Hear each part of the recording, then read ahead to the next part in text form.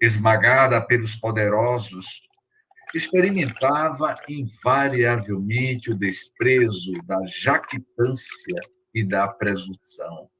Amavam-se aquelas criaturas na sua dor e necessidade interpendiam-se.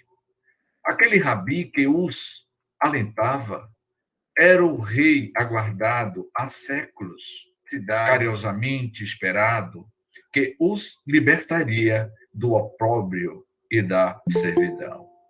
Ouviram-no e o viram mais de uma vez e constataram que jamais alguém fizera o que ele fazia ou falara como ele falava. Acorreram de toda parte, das redondezas do lago e dos campos, das cidades distantes e das aldeias para ouvi-lo. No ar pairava algo especial, o ar do lago de Genezaré. O azul doirado dos céus confraternizava com o vermelho queimado da terra, e a brisa cariciosa chegava do mar, das bandas e contrafortes do Heron, que se alternavam para espalhar-se pela imensa planície do Esdedron, trazendo o acridoce odor do solo crestado. Nesse primeiro momento, tem alguém com o microfone aberto aí. Nesse momento, Amélia Rodrigues vai dar uma descrição da paisagem do mar de Genezaré. Ela traça um perfil que era uma tarde, era um mês de junho, onde Jesus iria proferir a síntese da tua proposta ética de amor para a humanidade através das bem-aventuranças. Vejamos bem que Amélia Rodrigues ela vai traçando de forma enigmática o clima, as pessoas de várias regiões, de várias partes da Judéia, da Galileia, do Além Jordão, todos em busca deste Messias prometidos. E eu fiquei analisando, meus amigos, aonde é que nós nos encontrávamos nesta tarde do mês de junho. Será que nós estávamos presentes naquela região da Galileia, da Jordânia? Ou será que nós estávamos em outros anais, em outras regiões do planeta Terra? Porque as pessoas que viveram na Galileia, na Palestina, próximo a Jesus, foram beneficiados. Muitos foram beneficiados, mas outros não. Muitos de nós, certamente, será que estávamos lá no Sermão do Monte, recebendo essa água cristalina do reino de Deus? Olha a definição, o significado, meu amigo Edinho. Edinho já pairou pelos caminhos do mundo evangélico e Edinho sabe muito mais do que eu. As montanhas do Cristo. Eu diria, meu amigo Edinho, a Gal, a todos nós temos as nossas montanhas, temos as nossas planícies. E uma das montanhas que nós estamos enfrentando na atualidade é a pandemia. Essa pandemia que está fazendo com que alguns fiquem mais ricos, como o Galmen falou hoje, e outros fiquem mais pobres.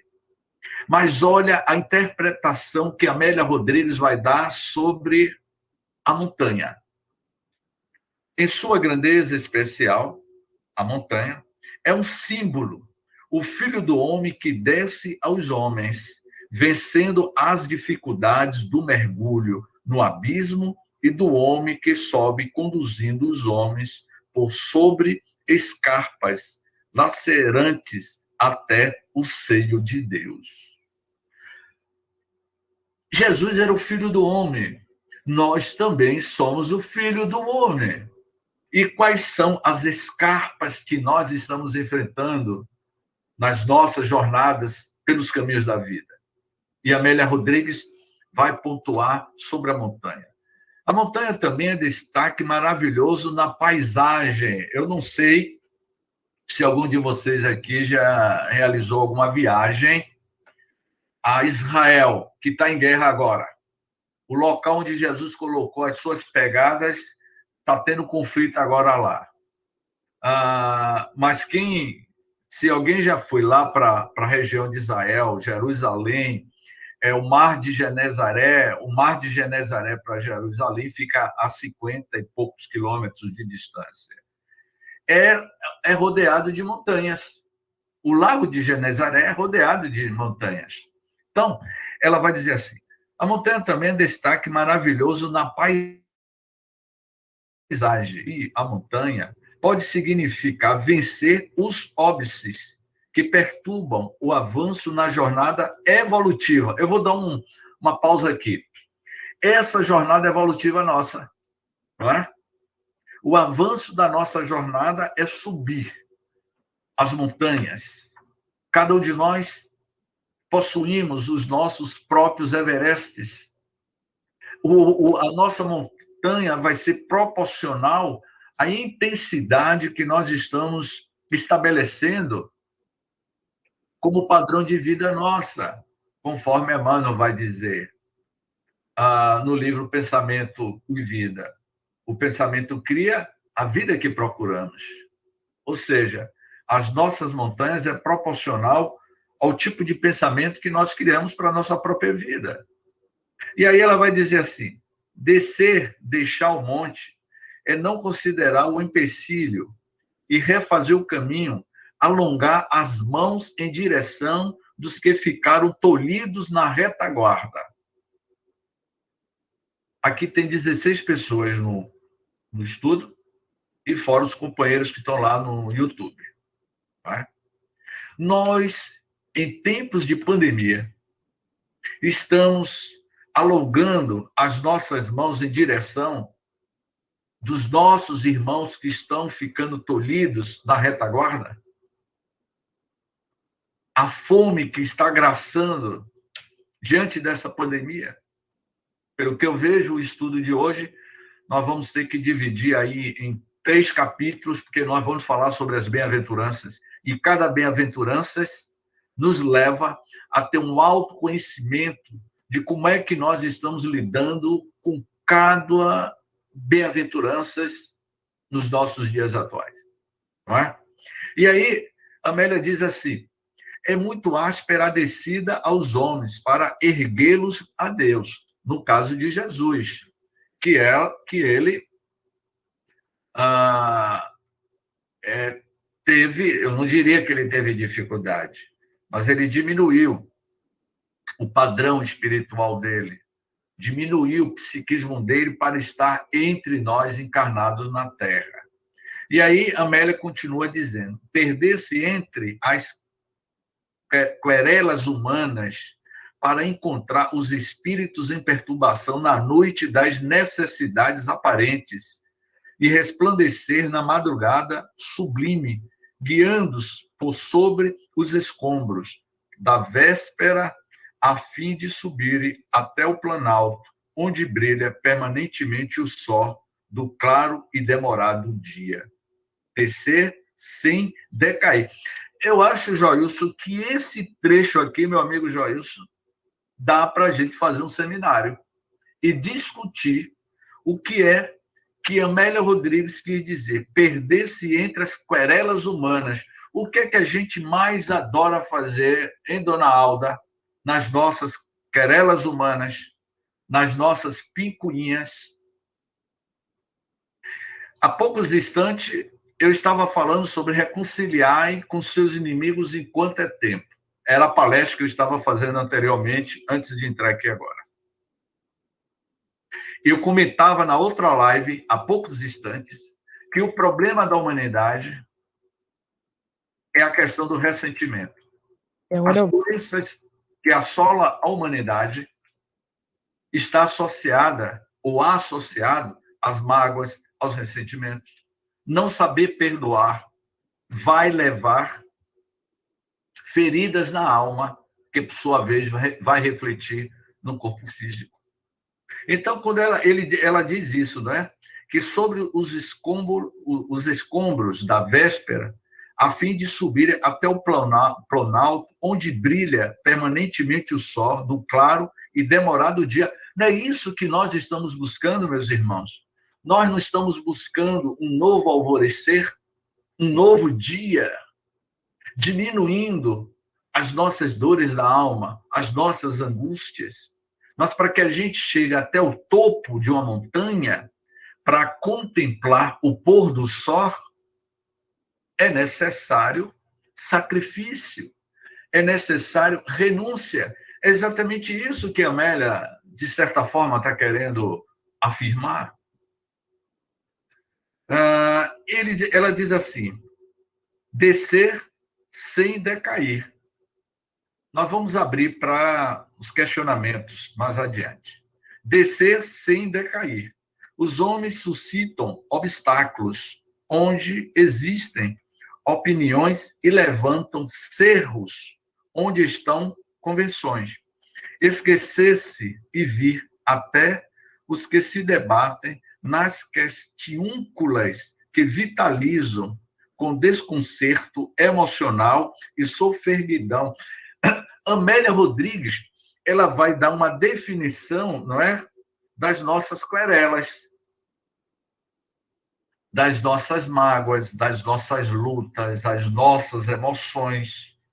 E ela vai concluindo: dá-se, integrar-se de tal modo que seja comum a todos, mas a nenhum igual.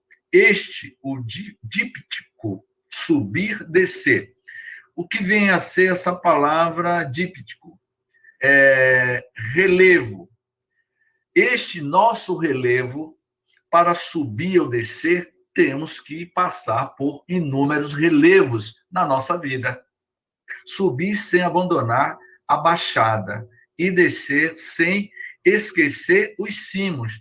Eu acredito que a Amélia Rodrigues está falando aqui da humildade.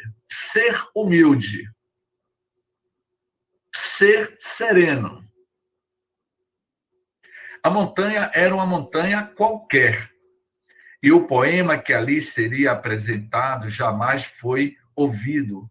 Nunca mais será ouvido em qualquer época equivalente. O Cristo foi o único que falou das bem-aventuranças e se tornou imortais para o futuro da humanidade.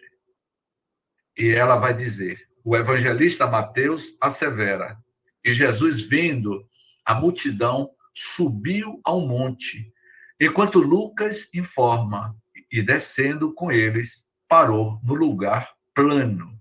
Subir ou descer, não importa, meus amigos, não importa subir ou descer, o que ela diz aqui, não é? A verdade, porém, é que no plano do aclive, ele se deteve e de pé, vestiu-se de poente, olha que coisa maravilhosa, vestiu-se de poente dos últimos raios do irmão Sol.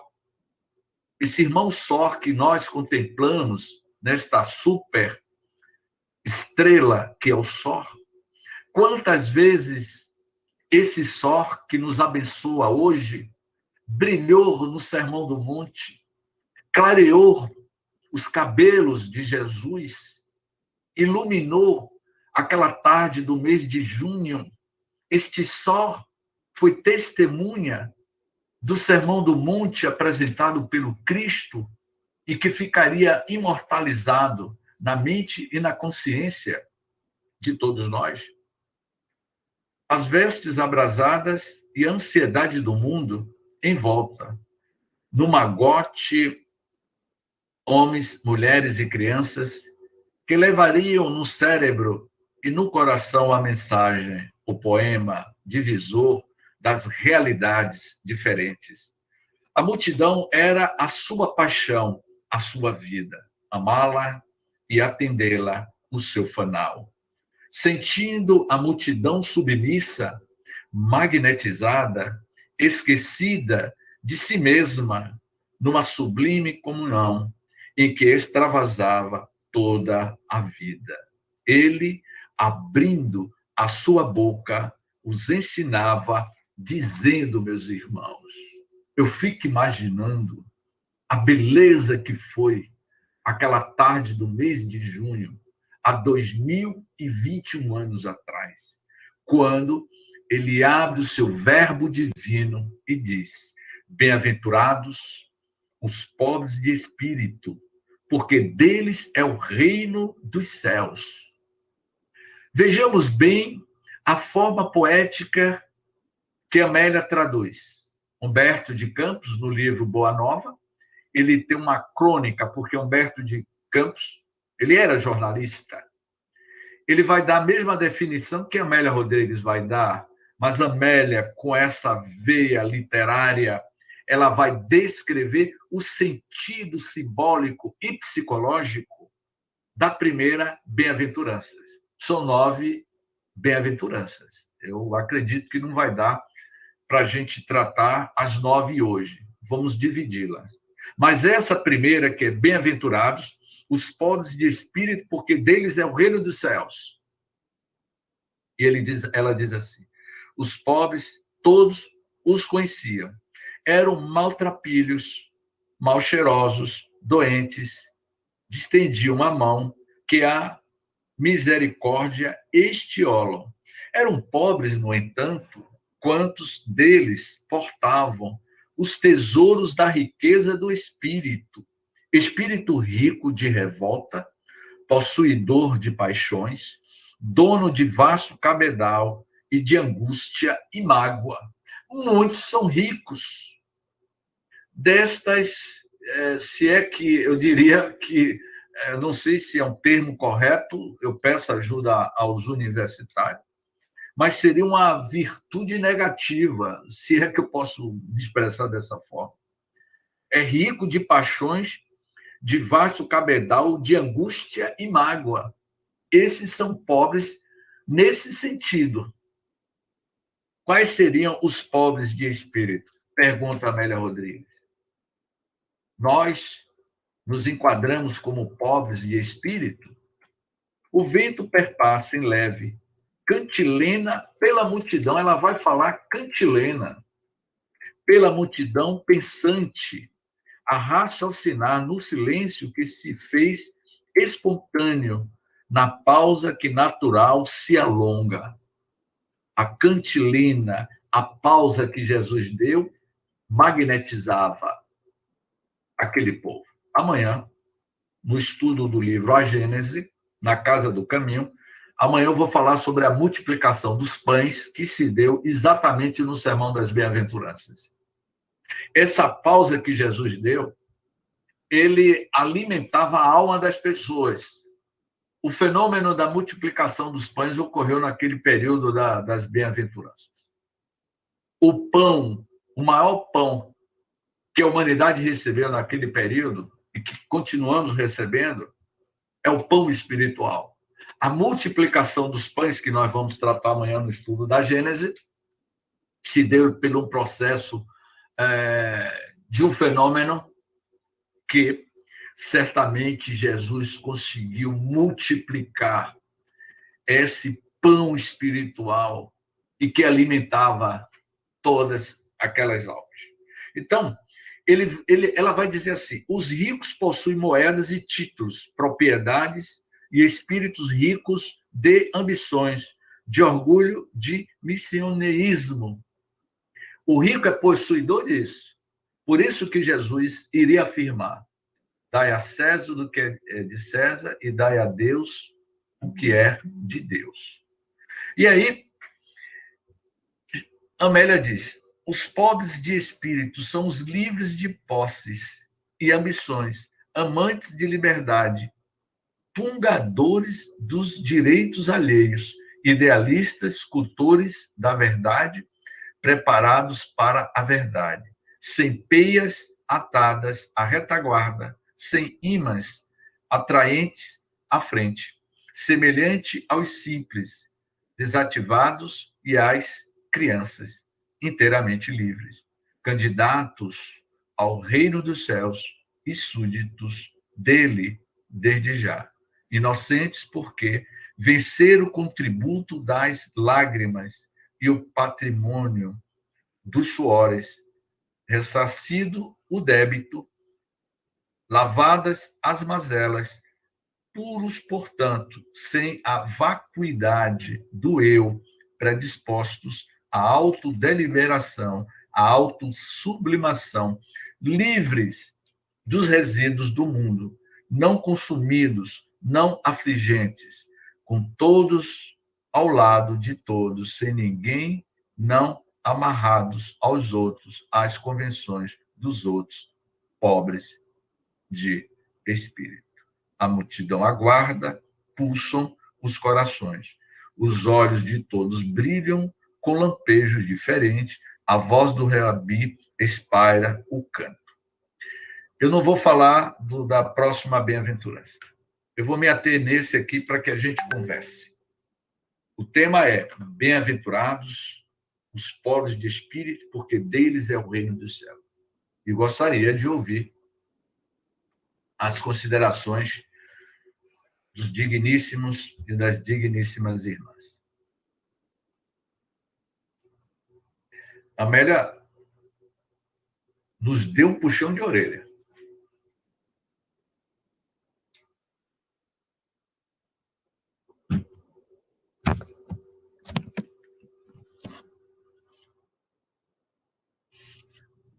Vamos lá.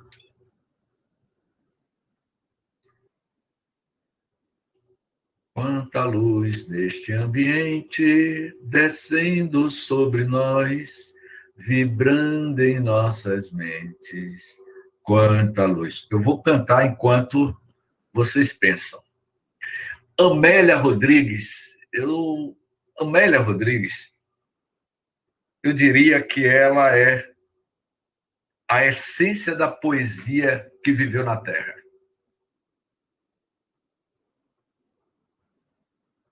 Ela transforma as dores dos judeus, dos galileus, dos samaritanos, em poemas.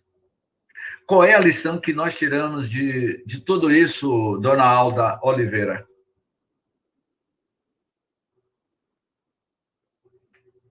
Quero ouvir você falar, dona Alda. Eu vou falar só para dizer que eu estou aqui como ouvinte, James. Não gosto muito de falar, não. Prefiro ouvir. Alda provavelmente foi uma daquelas que estava lá no sopé da montanha, apenas ouvindo. 2000 anos se passaram e Alda ainda continua apenas ouvindo. Com certeza. E agindo. Que maravilha. Bom, Graça.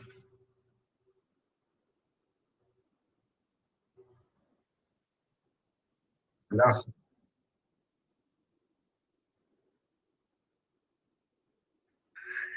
A pergunta é: bem-aventurados os pobres de espírito, porque deles é o reino dos céus.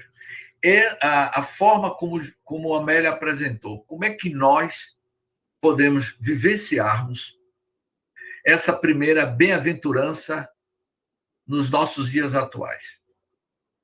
Bem-aventurados os pobres de espírito, porque deles é o reino dos céus. Como é vivenciar essa primeira bem-aventurança nos nossos dias atuais?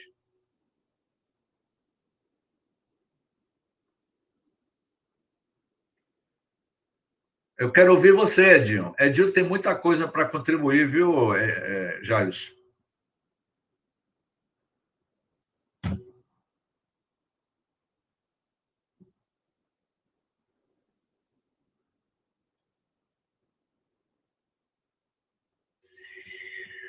Bom,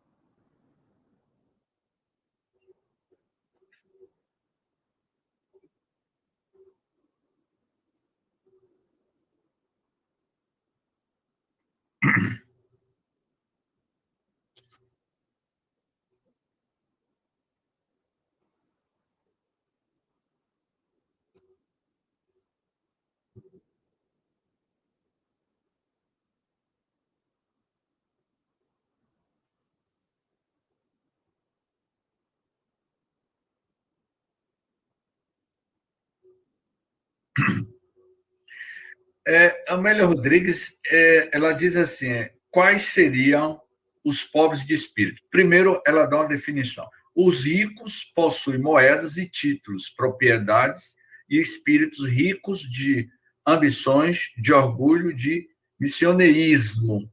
Esses são pobres de espírito porque são ambiciosos, são orgulhosos, é, cheio de mesquinhez, são pobres de espírito na questão de valores mesmos. E aí, no outro, ela vai pontuar. Os pobres de espírito são os livres de posses também.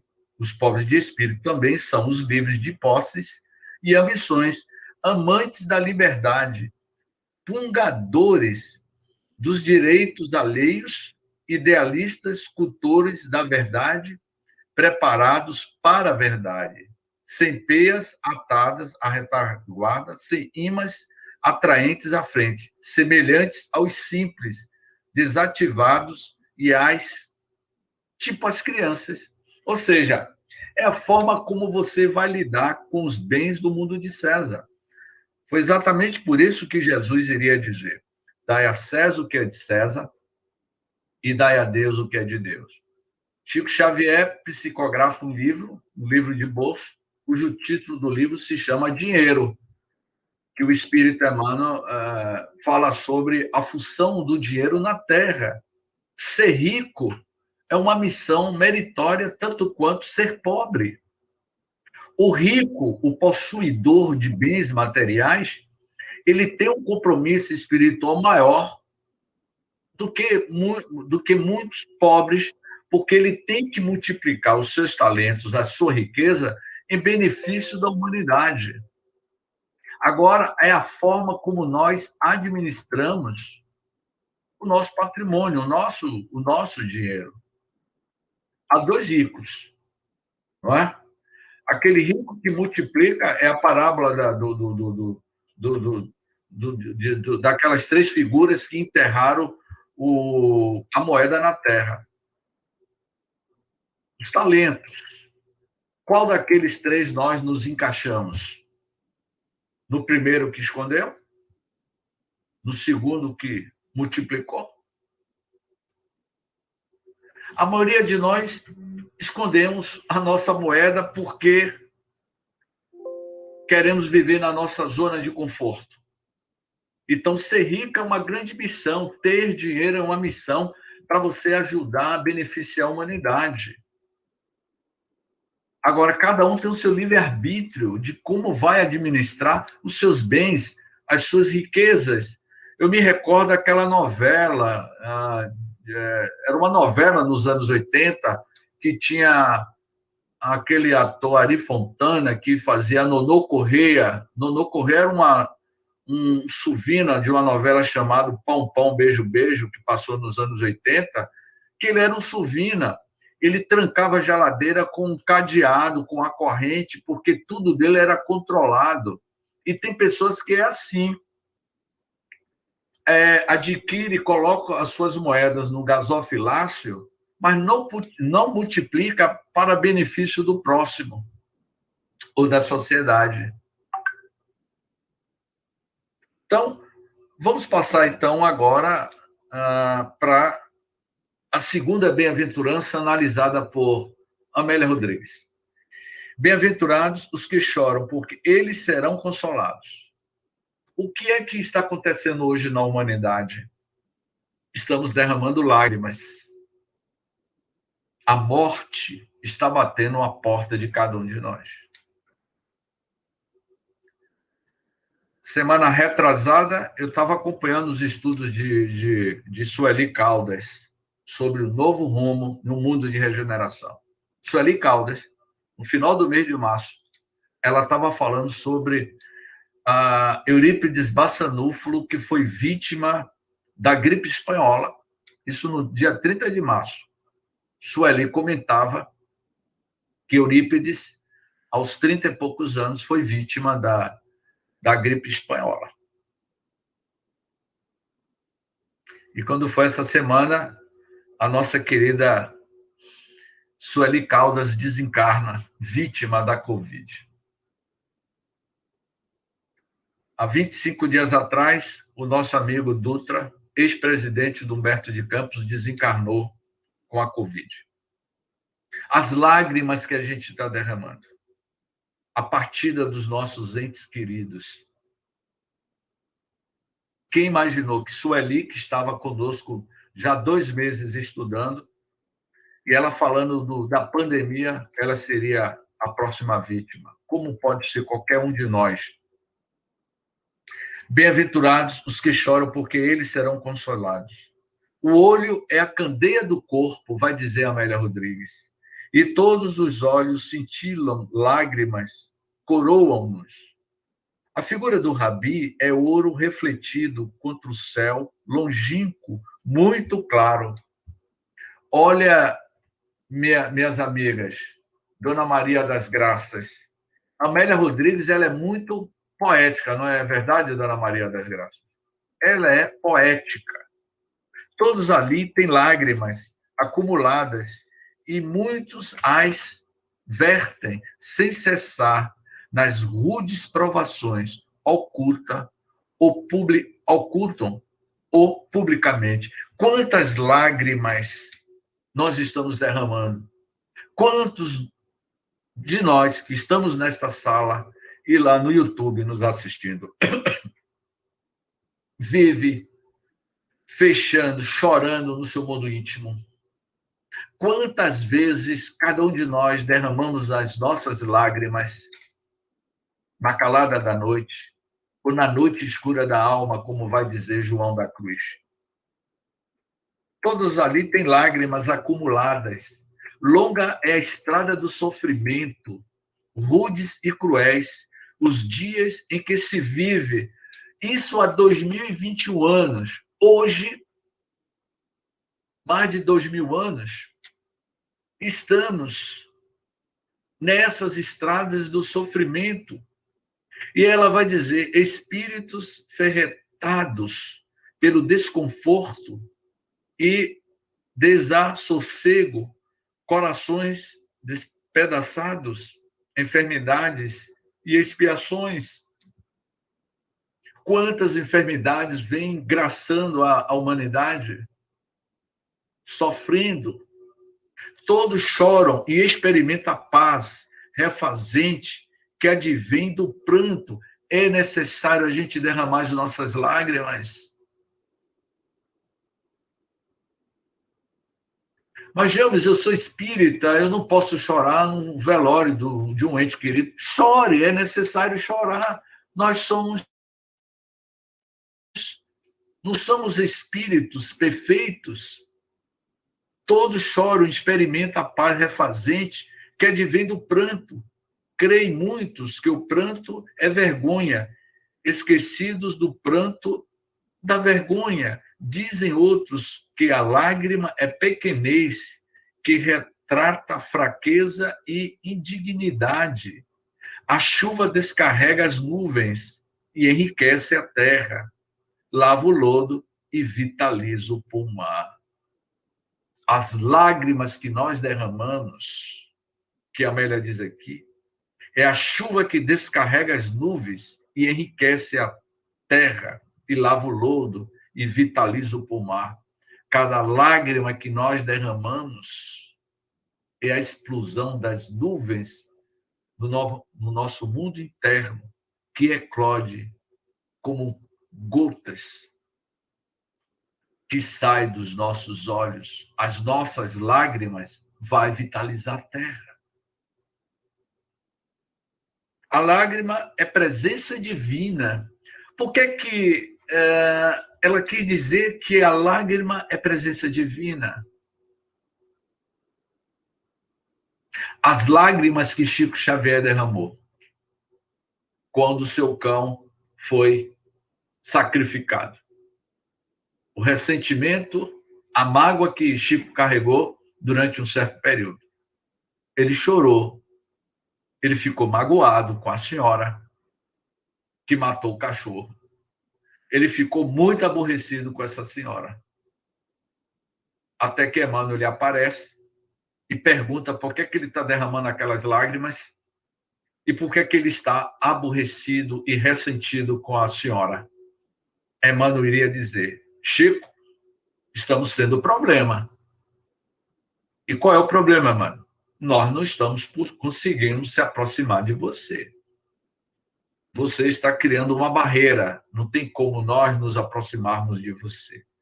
E Chico, naquela voz de candura, perguntou: mas por quê? Você está carregando mágoas, ressentimento com aquela senhora.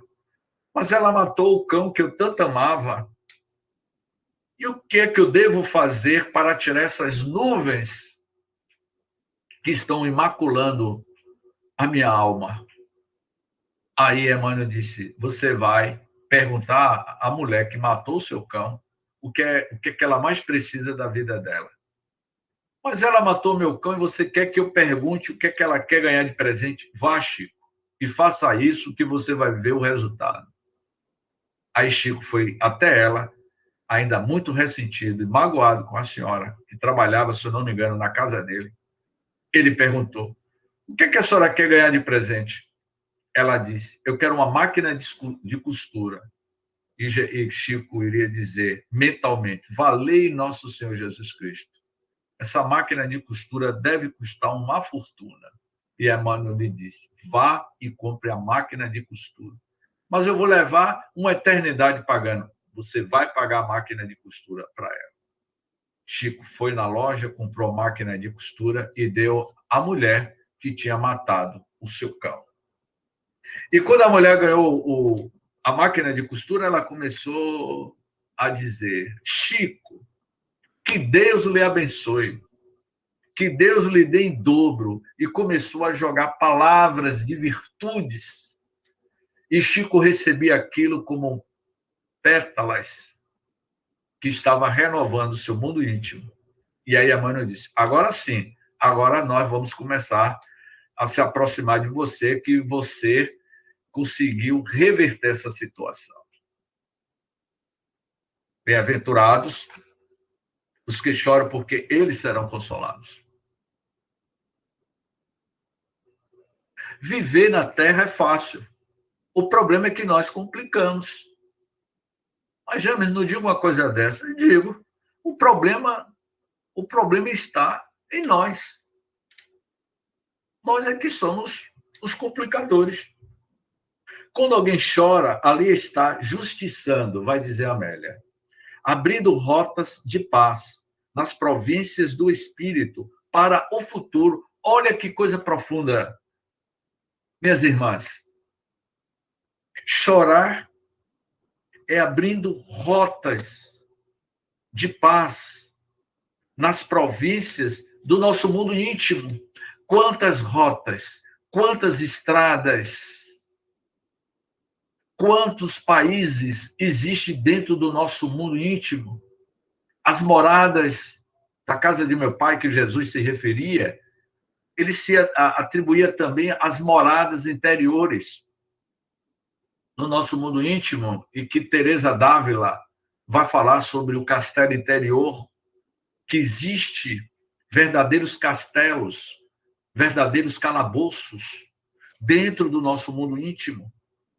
E ela vai dizer: chorar é buscar Deus nas adustas regiões da soledade. O que vem a ser isso, James? Adustas regiões da soledade. Chorar é buscar Deus nas ardentes regiões da soledade. Adustas quer dizer ardente, abrasado. Quando a gente chora, lágrimas ardentes, abrasadas na região da soledade íntima de cada um de nós. A sós e junto a ele, ignorado por todos e por ele lembrado, sofrido em toda parte, escutado pelos seus ouvidos, o pranto fala o que a boca não se atreve a sussurrar. Gente, essa frase aqui, Dona Malu, hein, Dona Malu? O pranto fala o que a boca não se atreve a sussurrar. O pranto Dona Malu, as lágrimas que a gente derrama. E adiante ela vai dizer, além, alguém chorando está solicitando, aguardando, na impossibilidade de expressar por palavras, desnudar a alma, esvaziar-se de toda inquietação, serão consolados. Há 30 anos, eu peço licença a vocês, eu vou encerrar aqui e vou narrar uma experiência pessoal e peço licença a vocês. Amélia vai concluindo essa bem-aventurança. Favônios, olha que palavra, favônios, espalham pólen de miúdas flores no vale, embaixo e dos flancos da rocha. Canalizam o ar cantante. A multidão estua de esperança. O mestre, como se alongasse, penetrando em todas as mentes, exclama vigoroso: bem-aventurados os mansos, porque eles herdarão a terra.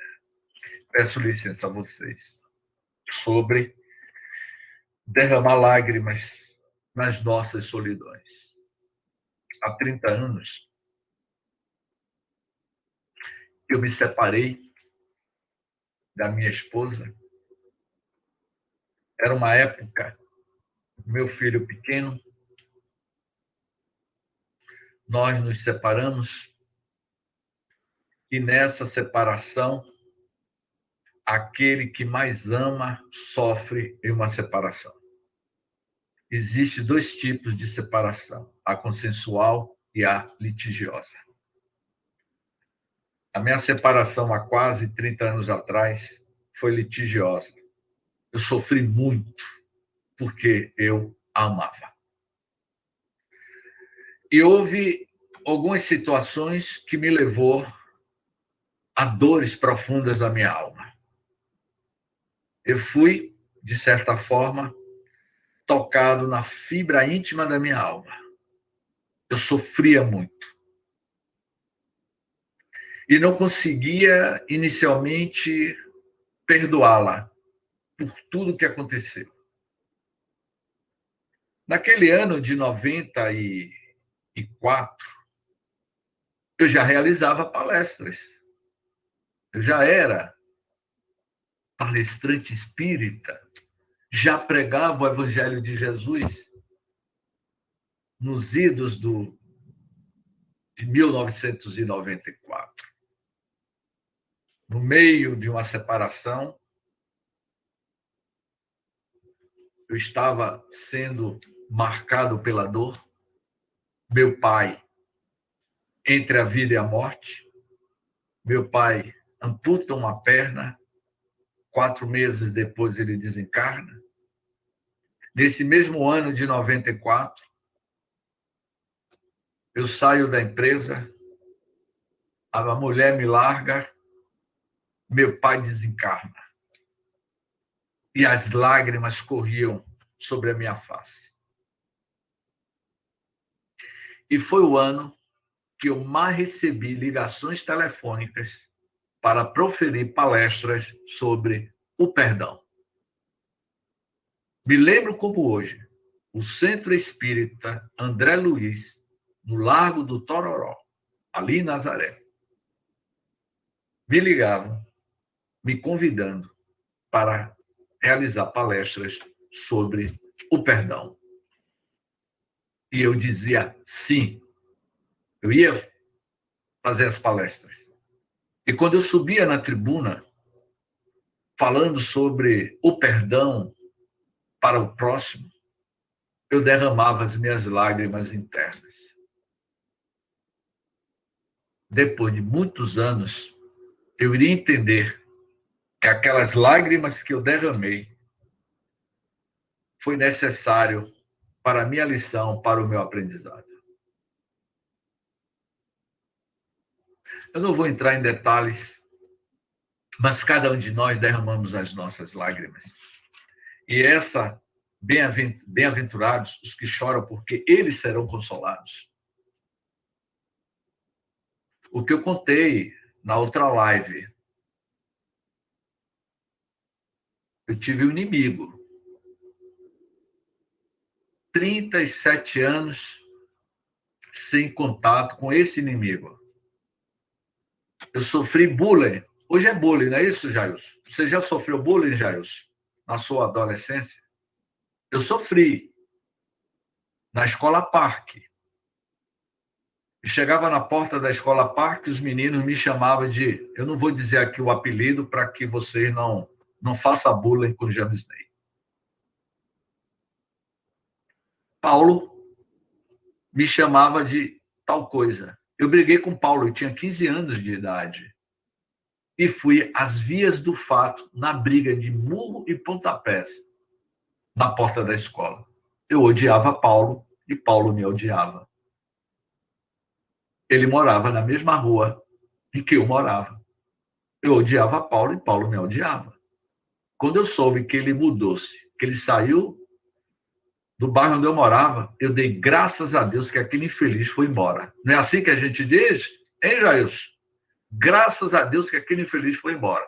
Não é isso, Dona Maria das Graças? Luiz Carlos. A lei, como Amélia Rodrigues vai dizer, bem-aventurados os que choram, porque eles serão consolados. Reconciliai-vos com os seus inimigos enquanto é tempo, antes que seja julgado pelo tribunal da tua própria consciência. Me tornei espírita, palestrante espírita. Ele foi embora. Um belo dia, eu participei do encerramento da Semana Espírita na cidade no sul da Bahia. 37 anos depois, no encerramento dessa célebre Semana Espírita, devia ter umas 200 pessoas no auditório. E eu estava proferindo a palestra de encerramento quando, de repente, eu vi um senhor de cabelos grisalhos, rosto maltratado, as intempéries da vida, as lágrimas que nós derramamos, muitas das vezes deixa sulcado cicatrizes na nossa face. E na medida que eu ia falando, eu percebi que era Paulo, o meu inimigo número 1, que eu odiava. Ele estava no auditório espírita assistindo minha palestra, 37 anos depois.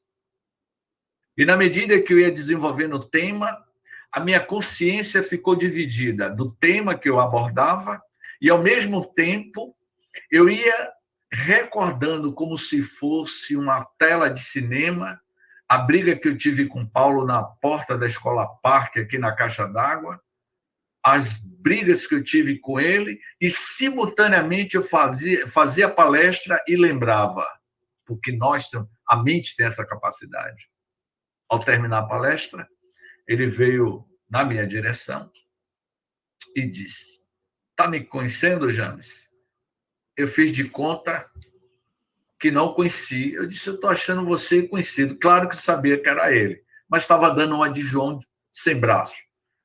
E ele disse: "Sou eu, James, Paulo.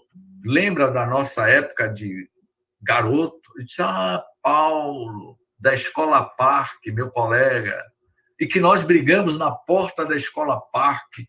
Ele já estava com o cabelo todo grisalho. Ele tem a minha idade, 59 anos. Ele virou para mim e me disse assim, não é? "James, sem mágoas e sem ressentimentos?" Eu virei para ele e disse: "Sem mágoas e sem ressentimentos." Nos abraçamos, aquele abraço forte, e eu disse num pé da orelha dele: "Só não pode você me chamar de novo daquele apelido aqui dentro do auditório, porque aí vai ser mais 38 anos de mágoas e de ressentimentos." Ele deu risada, eu dei risada, e ali quebramos aqueles grilhões de mágoas, de ressentimentos. Bem-aventurados os que choram, porque eles serão consolados. Consolar na reconciliação que nós devemos ter com os nossos adversários. Agora, imagine se eu tivesse não encontrado e desencarnasse carregando esse sentimento. Eu para com ele e ele para comigo. Porque o Espiritismo, para muitos, serve como uma película que protege essas mágoas que a gente guarda, que são as lágrimas que nós derramamos, que a Amélia vai falar aqui. Que todos os olhos sentiram lágrimas de dores e arrependimentos, de reconciliação. Portanto, meus amigos, na próxima semana, vamos estudar ainda este capítulo, só que bem-aventurados os mansos, porque eles herdarão a terra. Eu vou pedir ao meu amigo Jailson que coloque na próxima chamada o excelso canto, continuidade. Porque aí a gente vai dando continuidade, porque trabalhar as bem-aventuranças não pode ser dentro de uma hora. Cada bem-aventurança dessa nos toca, faz com que a gente reveja como é que nós estamos vivendo essas bem-aventuranças nos nossos dias atuais. Então, semana que vem, vamos estudar bem-aventurados os mansos, porque eles herdarão a terra, bem-aventurados os que têm fome e sede de justiça, porque eles serão fartos, bem-aventurados os misericordiosos, porque eles alcançarão misericórdia, e bem-aventurados os limpos de coração, porque eles verão a Deus. Essa é a sexta bem-aventurança. Essa aqui é o que eu mais gosto de falar. Bem-aventurados os puros de coração, porque eles verão a Deus. Essa aqui vai ser muito interessante, essa sexta bem-aventurança. São 9. Nós vamos parar na sexta, e no terceiro dia de estudo vamos estudar bem-aventurados os que sofrem perseguição, bem-aventurados sois vós. E aí a gente conclui. Ok, então, meus amigos? Ok, então, Jair? Ok, James, ok. Então, seremos o volume 2, né? Continuidade. Isso. Algo que sempre me chamou a atenção também, James, sempre quando eu estudo, leio sobre o Sermão do Monte, eu fico a refletir sobre os fenômenos mediúnicos que aconteceram naquele ambiente, né? Porque eu sou alguém também que tem um conhecimento na área técnica, né? Na área de sonorização e tal. E eu sei como é complicado sonorizar um ambiente aberto. Fazer com que as pessoas escutem um som com qualidade em um ambiente aberto. Eu fico imaginando como foi que o mestre conseguiu falar. Ele, com certeza, não gritou. Não esbravejou. E mesmo se esbravejasse, se esgoelasse para falar, não alcançaria todos. Mas a voz do mestre chegou a todos, no ouvido de todos. O melhor, no coração de todos. Tocou a todos. Imagina que fenômeno que aconteceu ali, né? Um fenômeno que, inclusive, lendo um pouco sobre a história de Eurípides Barçanufo, isso que acontecia também com ele. Uma situação, ele falava no centro e as pessoas, a comunidade conseguiam ouvir sem instrumento algum. Claro que tem a participação da equipe espiritual ali presente, né, também. Mas notem essa situação, as nuances que tem ainda, da que pode ser explorada ainda trabalhando o Sermão do Monte, que talvez ainda não nos detemos. Claro que o mais importante, de fato, é a mensagem de amor. É a mensagem que esse roxinol do amor proferiu, né? Roxinol do amor. Que maravilha. Proferiu. Essa que é o mais importante. Mas note que houve todo um preparo, toda uma estrutura para que aquilo acontecesse. Eu consigo ver isso porque nós que temos que geralmente trabalhamos nos bastidores, sabemos o trabalho que dá para estruturar, para que aquilo aconteça. Fico imaginando o planejamento, a organização da espiritualidade para que aquele momento de celebração do amor, de contato do que a mensagem do mestre chegasse, né? Tem algumas obras, eu não sei se está na obra de Humberto de Campos, James, que o autor espiritual, ou é realmente na obra da nossa própria de Primícias mesmo, se não estou enganado, não sei mais adiante, que narra que a natureza como que ele se preparou para aquele ambiente também. Né? Não estava, era como você falou, já o crepúsculo solar, né? Estava próximo já, era tardinha, mas diz que não estava nem muito quente, nem muito frio. O ambiente estava todo preparado para que aquilo acontecesse, para que aquela mensagem de amor acontecesse. Que maravilha, né? Que maravilha. E quantas que podemos sair daí? Lembrando, Jailson, eu estou vendo aqui que na próxima semana, 20 de maio, de hoje a 8, teremos o Espiritismo na Contemporaneidade, não é? Isso. Com o tema Por que Sofremos, com a palestrante lá do Rio Grande do Norte, a palestrante Alcídia Batista. Ela vai falar sobre por que sofremos. Vai ser muito interessante, ela é uma excelente palestrante. E nós temos esse programa desde o ano passado, que eu e Jailson coordenamos esse programa chamado Espiritismo na Contemporaneidade, e teremos a presença da professora Alcídia, que vai falar por que sofremos. Então, o próximo estudo de Bem-aventurados os que têm fome, sede e justiça vai estar marcado para o dia 27 de maio. Não é? Então, até lá, nós vamos estudando mais e todos sintam-se convidados para a próxima semana participar desse programa. E estudar a Amélia dia de quinta-feira é uma extensão dos estudos que nós estamos fazendo às sextas-feiras, que é falar sobre os milagres de Jesus. Não é? E amanhã eu vou falar sobre a multiplicação dos pães. Como é que se deu esse fenômeno, não é? E foi dentro desse contexto das bem-aventuranças. Não é? Então, eu vou pedir a algum de vocês aí que faça, não é, Jorge? A prece de encerramento? Isso. Bem, se habilita, gente.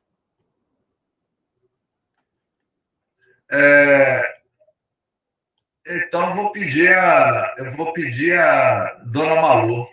Fica todo mundo em silêncio. Dona Malu, a senhora pode fazer a prece?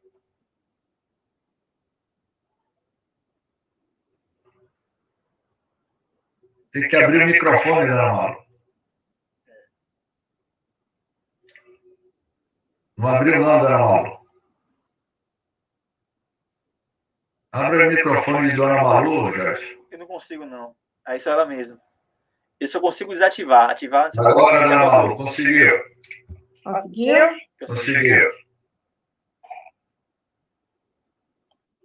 Amado Mestre Jesus, nós o agradecemos por esse ensinamento da noite de hoje, que nós colocamos em nossas vidas sempre a lembrança do Sermão da Montanha, para nos encorajar, principalmente neste momento que nós estamos vivendo. Que Jesus nos abençoe e nos dê uma boa noite. Muita paz para todos. Seja. E assim será. Boa noite, amadas e amados que estão aqui no chat do canal do YouTube. Que Deus abençoe a vocês. Tenham uma excelente semana. E se fizer sentido para vocês, até a próxima quinta-feira, onde iremos trabalhar esse tema importante que James colocou no nosso programa Espiritismo na Contemporaneidade. E gostamos de chamar de forma carinhosa. Eu até mostro o cartão para você aqui, se vocês vão saber. Faço compartilho depois, vai estar no chat aí também. E eu vou também compartilhar, se já mesmo compartilhar, lá no grupo do Primícias do Reino também. E o link também. Tá bom? Então, boa noite a todos.